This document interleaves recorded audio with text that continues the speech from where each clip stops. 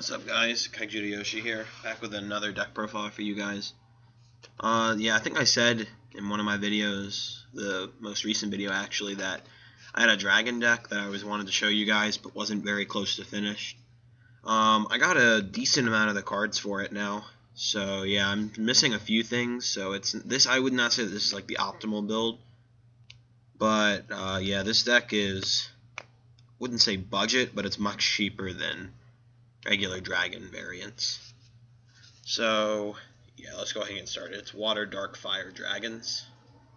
Yeah, I do think that light is probably the best way to run this deck, but I'm using light in my other deck right now, so I don't have any available Andromedas or Lyras, so there's no point in really trying to put light in here without either of those. So I'll start out with the water section. 3 Nyx, probably the best card in the deck. Without this card, this deck would not really be that good. This card makes all of your dragons amazing. You know, dropping your stuff like, Furnace the Awakened in combination with other Firebirds to turn like 6 or 7 is just crazy.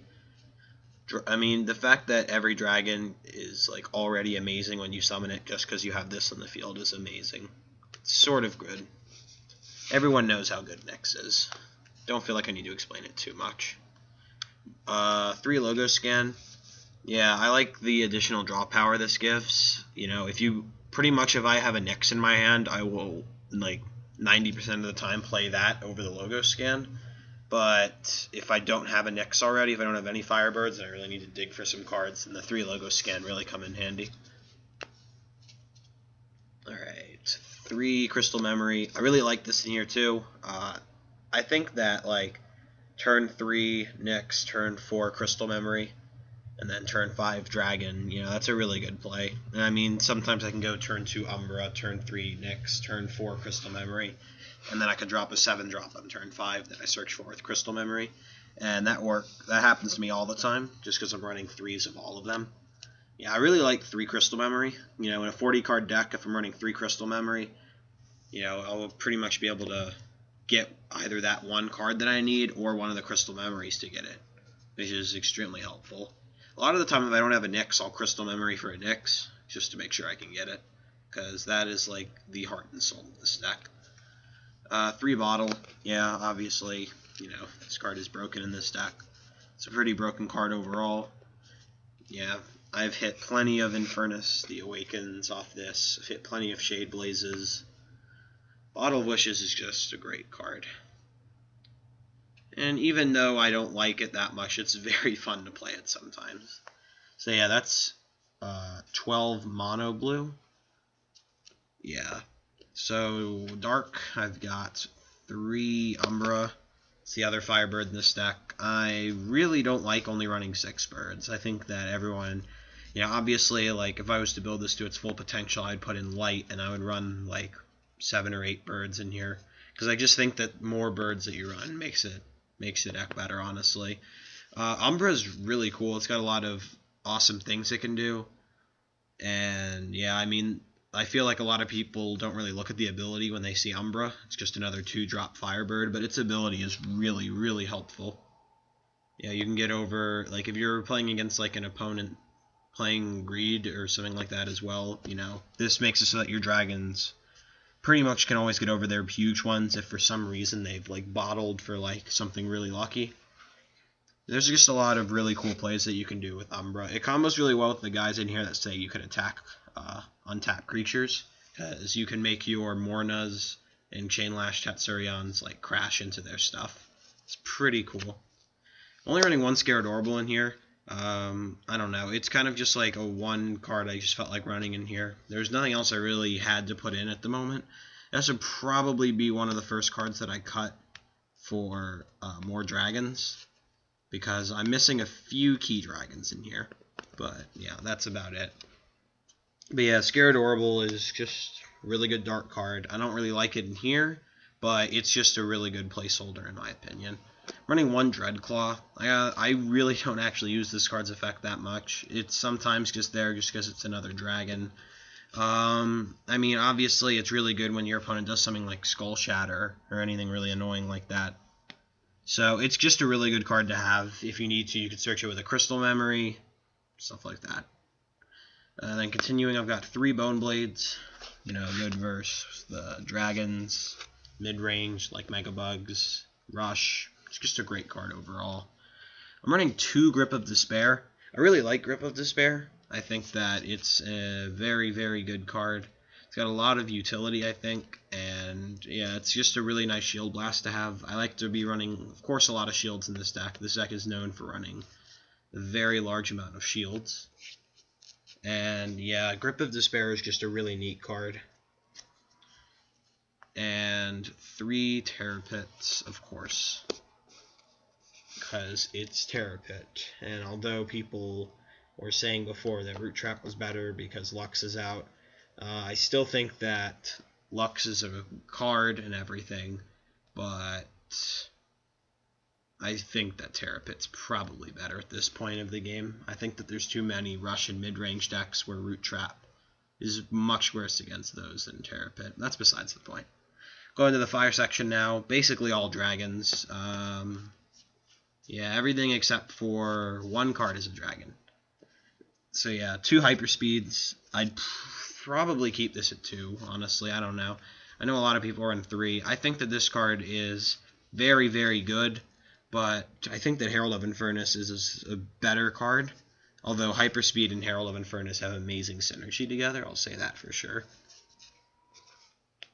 So yeah, continuing. I've only got 1 Herald of Infernus in here, purely due to the fact that I only have 1. If I had 3, I would run 3. I think that this card is unbelievable. It forces your opponent to play differently half the time. It's really good versus a lot of decks out there now. Mega Bugs and Rush and stuff like that. And it's even good versus Dragon players because, your opponent can't really run over any of your stuff, or they can't attack with their Firebirds because you might have a Herald or something like that. One game I actually dropped Umbra and Nyx, and then on turn 6 I went Hyperspeed Herald, and plays like that are just crazy. 1 Twin Cannon Maelstrom. Yeah, this card is probably the weirdest card in here. This card just has a lot of utility. I mean, the extra powerful attack 2000 has actually let my Herald run over plenty of Lyras, but yeah, I don't know. Like, this card would probably go for Herald. This card is not as good as Herald by any means. It works great with Herald, I'll say that for sure. But yeah, I think there are better cards. 6 drops, I got 2 Chainlash Tatsurion. I really like being able to attack untapped creatures this format, just because Keeper of Laws is such a great card. And, I mean, Chainlash Tatsurion and other stuff, you can combo Chainlash with Herald of Infernus, so you can drop a Chainlash, target their monster, hit it with a Herald of Infernus, and then drop a Infernus the Awakened. And that's just a crazy play. I mean, it's 6 for 6,000 Double Breaker, which is pretty good right there. And of course, like I said, it gets around Keeper of Laws, King Neptus, depending on what you have, and stuff like that. Cards like those are just so good at the current state of the game that, yeah, you have to have more outs to them. And even if the Keeper of Laws is being protected and stuff, yeah, I know that you can't Chainlash it if they have more stuff in the field, but, just being able to do something like tap one of their other creatures and make your Herald run over it, and then dropping a 9-drop, that makes the Keeper of Laws like nowhere near as important as it was before, because now you've got, like a really good presence on board. Continuing for the 7 drops, I've got 2 General Sky Crushers. The powerful attack boost on him is very, very good, and of course the destruction effect is just icing on the cake. Everything about this card is just pretty good. 7 for 8,000 is pretty strong overall. I'm running 2 Mornas. Oops. 2 Mornas. Another untapped creature thing. This thing is permanently, though. This card has just put in so much work for me. It's sort of crazy. I mean, like, there's just so many scenarios where this card is just so helpful. Running over birds. Being able to attack untapped creatures is really good. It really hurts the players who play, like, super conservatively, because if they're just not attacking with their creatures, and then you get to, like, kill all their creatures they didn't really do anything with, It just gives you a huge advantage. And of course, all of these dragons pretty much have double breaker except for the 5 drops. So yeah, I don't really need to mention that. Last 7-drop I'm running is 1 Tetsurion the Unchained. For the possible Keeper of Laws, it's a scenario. It can come up. Like, if I was playing versus dragons, I probably wouldn't drop a Keeper of Laws by itself. But yeah, I mean, if you have ways to get rid of their other monsters, and then you can drop this, that's the thing too. Tetsurion the Unchained is just an interesting card, I guess. It's probably going to keep decreasing in popularity like it just has been recently. Now for the 8 drops. 1 Bolt Tail. The card just randomly wins you games. It's probably, I don't know, I think that Billion Degree might be better, but I don't have one, so that's why I'm running Bolt Tail. Bolt Tail is just a card that will randomly win you games, which is why I like it. It's just a of course, because you have the 3 crystal memory. The water section is just so integral in this deck. I mean, without it, this deck really would not be that good. Probably my favorite card in the deck, 1 Shade Blaze.